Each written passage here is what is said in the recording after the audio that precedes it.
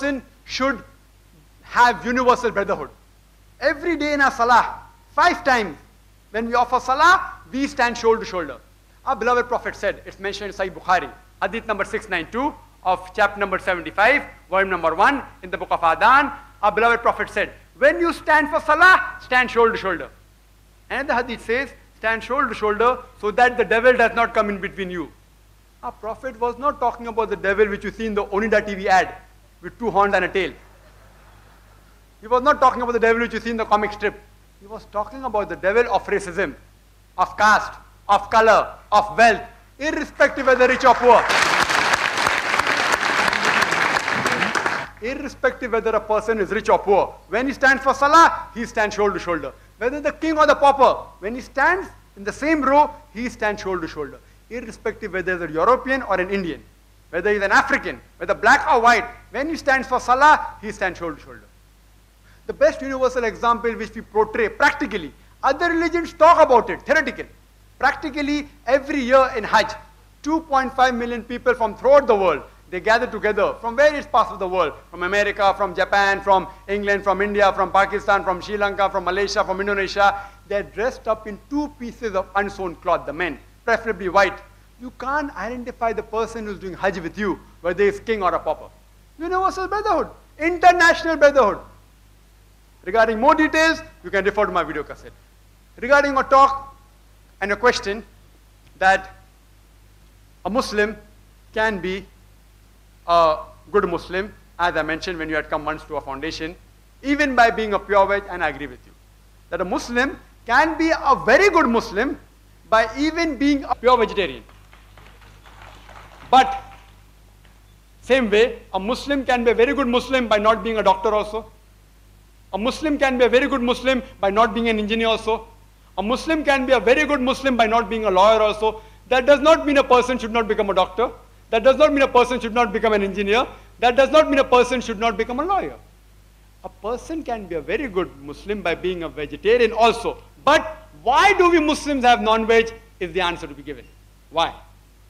The reason why we Muslims have non-veg is because the Quran gives permission. Eat of the good things we have provided. The Quran says in Surah Ma'idah chapter 5 verse number 1 that you're allowed to have the cattle, 4-footed cattle, except with the names mentioned. So when Allah subhanahu wa ta'ala also says in Surah Mu'minun chapter 23 verse number 21, it says that verily in the cattle is a sign for you. We give you to drink a milk coming from the body, and of their meat you can eat. Not you should eat, you can eat. Now why does Allah subhanahu wa ta'ala in Islam allow a person to have non-veg? The reason is that if you analyze the set of teeth of the carnivorous animal, the tiger, the leopard, the lion, they have got pointed teeth, carnivorous set of teeth. They only have non-veg, they can't have veg. The set of teeth of the herbivorous animal, the cow, the sheep, the goat, they have flat teeth. They can only have vegetables, they can't have non-veg. But if you go to the mirror and see the set of teeth of the human beings in the mirror, we have pointed teeth as well as flat teeth. We have an omnivorous set of teeth, carnivore as well as herbivore. If God Almighty, if Allah subhanahu wa ta'ala wanted us to have only vegetables, why did He give us pointed teeth? For what? The digestive system of the human beings can digest both non-veg and veg. The digestive system of the carnivorous animal cannot digest vegetables. The digestive system of the herbivorous animal cannot digest non-veg. If Allah wanted us, if God Almighty wanted us to have only vegetables, why did He give us a digestive system which can digest both? Why? The brothers asked the question that if you eat raw, you cannot have raw. Let the answer get over, brother. You're most welcome to pose the second question. You can come behind the line. Because this I've given a full talk on vegetable system. Full talk. We have discussed for hours together with great scholars of Hinduism and other religion. For hours together. So there are answers for everything, but this is a question answer time. Brother said that you eat raw. You can't eat raw. I'm saying even if you cook the non-veg and give it to a cow, she can't digest.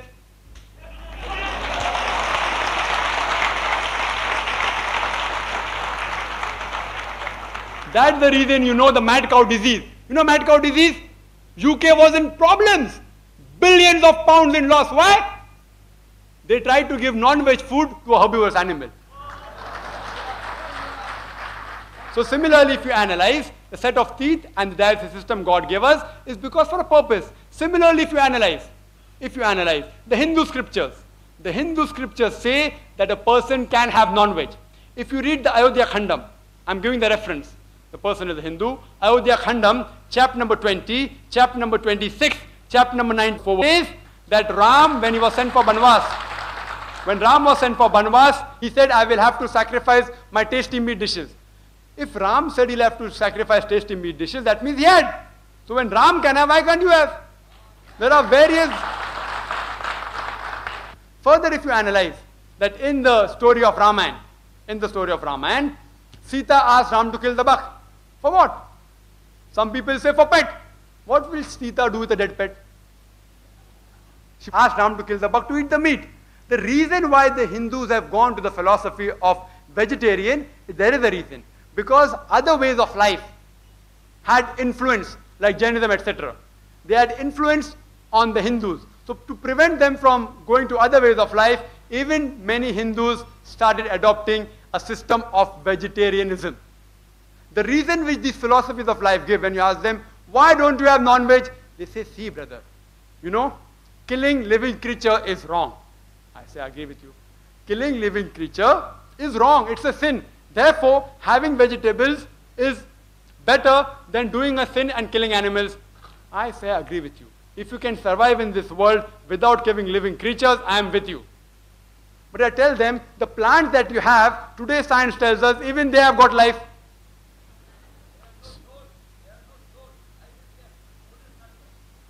Again, brother is interjecting. I think brother, I have told you clearly in English, that please don't interject. I can give the answer.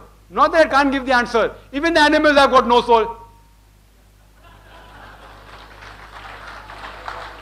See, brother, this is my field.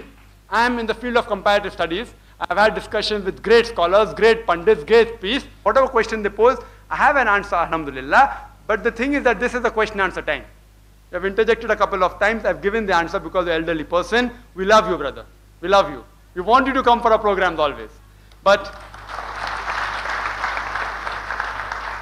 if you allow me to complete the whole answer, and if there's any discussion, you're most welcome to ask the next question at the end of the row. So even animals have got no souls according to Islam. Animals have no soul. So if that's their logic, then why don't they have animals? There was a person who argued with me and saying, okay, we believe that the plants have got life, but plants can't feel pain. Therefore, killing a plant is lesser crime as compared to killing animals. Today science is advanced and we have come to know that even plants can feel pain. They can even cry. They can even feel happy. So your logic has failed. So one person, like our elderly brother out here, he was arguing and told me that, okay, I agree that plants have got life. Plants can feel pain. But the plants have got lesser senses as compared to animals. Therefore, killing a plant is a lesser crime as compared to killing an animal. So I said, okay, for sake of argument, I agree with you. Plants have lesser senses. But then I asked him the question, suppose your brother, if he's born deaf and dumb, two senses less, and if someone kills him, will you go and tell the judge, oh Lord, oh judge, please give the murderer less punishment because my brother had two senses less? The logic doesn't work like that. Allah subhanahu wa ta'ala says that I have given the good things for you to eat. Of the good things and the halal things you can have. So Muslims can very well have those non-veg which Quran and Hadith have permitted. I hope that answers the question.